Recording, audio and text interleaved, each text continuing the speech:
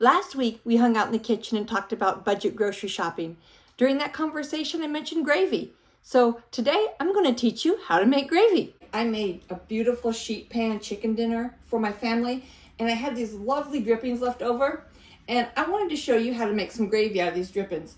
These are just leftovers, what you would usually scrape into the trash. Got roughly about 3 tablespoons of drippings here, so I'm going to start by putting them into my cast iron, which is already warming up.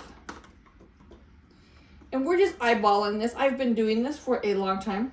And sorry, I said 3 tablespoons. No, I have roughly 2 tablespoons. I am having a brain fart moment. Maybe I'm showing my age. We're going to melt this fat. See, look how beautiful that is. Oh, all that yumminess, all the good stuff that came off that chicken. The other day I was at the grocery store, and I noticed that store brand gravy packets were $1.99 a piece on sale.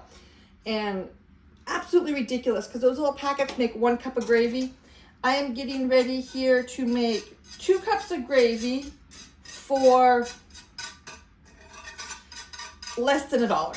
Because I've got my drippings, and those are free, right? Because they're leftovers, they're scraps.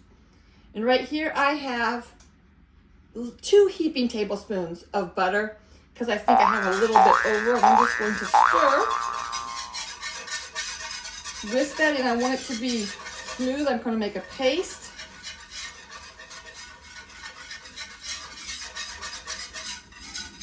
And I want to absorb all of that oil. See this? Oh yeah, we're absorbing all that oil. We're making a nice smooth paste.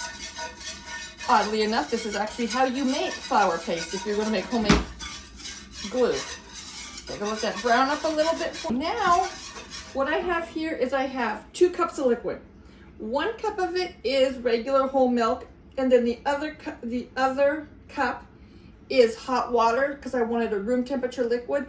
I'm cutting my milk half and half with water so that it makes it a little more budget friendly, because milk is a little expensive. This is what makes this meal so inexpensive.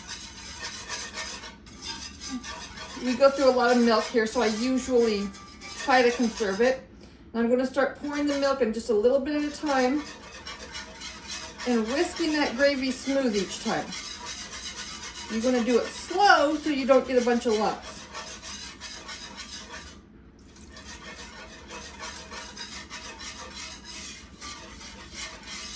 And lumps are probably the hardest part about making gravy. But when I was a young wife and first making gravy for a Southern husband, I saw a Martha Stewart episode where she was making gravy. And she said that there's too much stress around making gravy, because if you get lumps, just run it through a colander. That you don't have to make the gravy perfect every time, and nobody will ever know. So I'm just going to keep adding this liquid and whisking, nice and slow. There we go. Look at this. We got a nice smooth gravy started. And now I'm going to season it. I'm going to put in some salt. My salt's not coming out. Let's cheat here. Yeah, it looks like the kids put the coarse salt. Probably about a ½ teaspoon of salt. It's all cooking from the heart, y'all. And some pepper. Lots of pepper. My husband is Southern, and he likes a peppery gravy.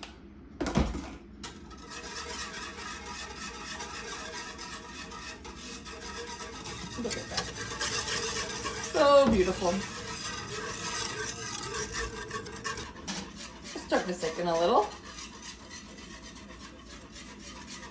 Gravy's really easy to make, and the proportions for gravy are 1 tablespoon of fat, be it drippings or butter, bacon grease, any of that, to 1 tablespoon of flour, and then 1 tablespoon of liquid, either milk or stock, or milk and water, milk and stock combination. And you can make as much gravy as you want, just keeping those 3 ratios in proportion. Right now we've started to boil, and the goal here is not just to thicken the gravy, but to also cook the flour, because if we take the gravy off too soon, it will taste floury. So we're just going to keep thickening this gravy. It's going to take us a few minutes, but it is worth the wait.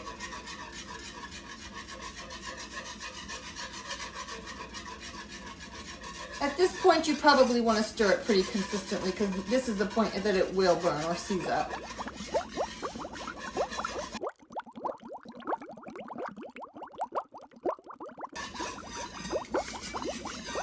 And we're going to call that good. It is a little thinner than I want it right now, but once it cools down to where you're not going to burn the hell out of your mouth, it is going to have thickened up and be the perfect consistency.